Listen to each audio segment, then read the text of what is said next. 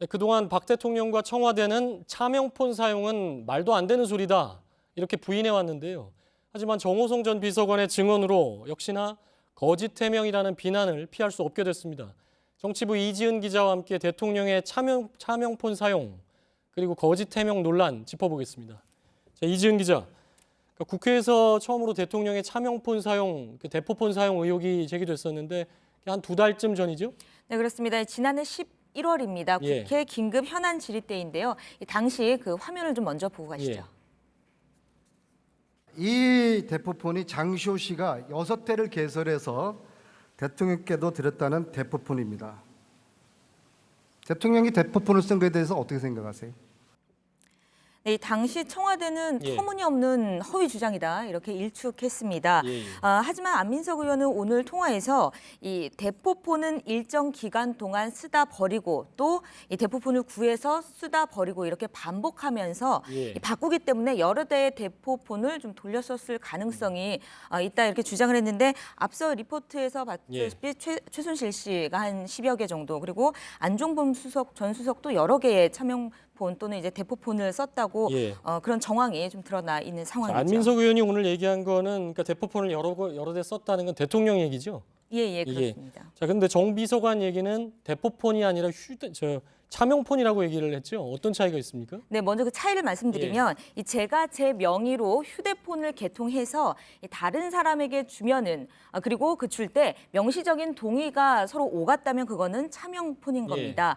그런데 제가 주거지가 일정하지 않은 사람, 그러니까 명의자의 소재가 파악되지 않는 그런 사람의 이름을 빌어서 개통을 한다면 그건 이제 대포폰이 될 수가 있는 차명폰인 대포폰이 되는 겁니다. 이 범죄 조직들이 주로 하는데 이 노숙자라든지 아니면 이미 사망한 사람의 명의를 빌어서 하는 경우가 이렇게 해당이 되겠습니다. 그렇죠. 경찰에서 흔히 조폭 단속할 때 대포폰을 사용했는데 뭐 노숙자 명의로 했다 이런 얘기들을 했는데 자, 그렇다면 이게 누구 명의로 된 차명폰인지는 확인이 됐습니까? 네, 정 전 비서관은 자신의 명의로 개통을 해서 줬는지 아니면 다른 사람의 이 명의로 개통을 해서 줬는지 그리고 또 이제 자기가 자신의 다른 사람의 명의를 빌어서 휴대폰을 개통해서 대통령에게 줬는지 그 여부에 대해서 명확하게 이야기를 하지 않았습니다. 이 정 전 비서관이 이 차명폰이라고 했지만 이 정말로 법적으로 차명폰인지 아니면 대포폰인지 수사가 좀 필요한 부분이겠습니다. 그런데 사실은 이것보다도 이 대통령이 남의 명의로 휴대폰을 사용해 왔다는 것 자체가 좀 정상적이지 않다는 지적이 나옵니다. 그래서 논란거리인데 그런데 대통령이 왜 본인 이름이 아니라 남의 이름으로 된 휴대폰을 썼다는 거죠? 네, 이 정 전 비서관이 어제 헌재에서 차명폰을 사용할 때가 많았다 이렇게 이야기를 했는데요. 대통령과 비서관 간에 오갈 때 정상적인 지시나 이런 보고가 오갔다면 과연 차명폰을 썼을까 좀 의구심이 드는 부분입니다. 정호성 씨 얘기는 이게 뭐 도감청 우려가 있다 이런 얘기를 했죠? 네, 그런 부분도 언급을 했는데요. 이게 근데 약간 앞뒤가 안 맞는 게 이 감청을 할 수 있는 기관을 꼽자면 사실 국정원밖에 없습니다. 그런데 이제 지난 2015년이죠. 국정원이 이탈리아 보안 업체인 해킹팀으로부터 이 감청 프로그램을 구입해서 쓴 게 아니냐 이런 의혹이 제기가 좀 되기도 했었는데요.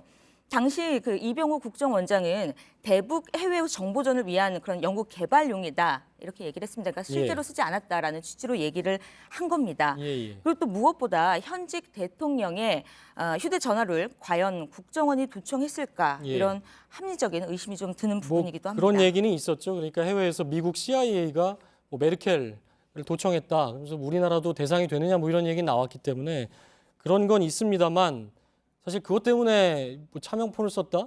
뭐 그렇다면 CIA가 차명폰이면 그걸 못했을까 하는 얘기도 나올 수 있고요. 어쨌든 그 차명폰을 썼다는 부분은 논란거리인데 특검이 지금 수사에 착수를 했다고 얘기를 했는데 이게 처벌 대상이 대포폰인 경우에는 될 수도 있는 거죠?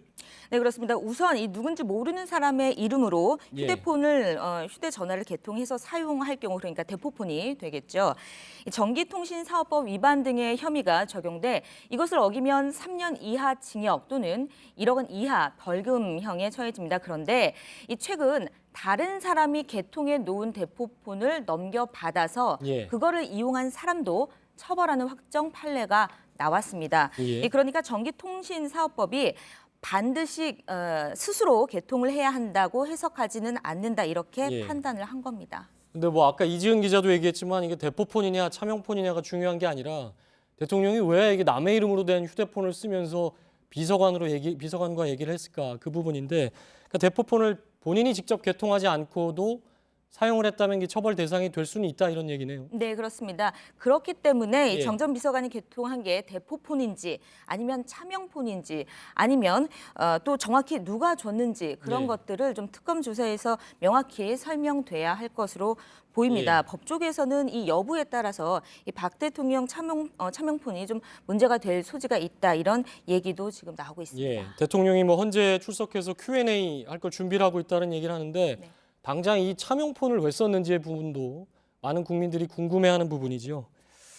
자, 이지은 기자였습니다.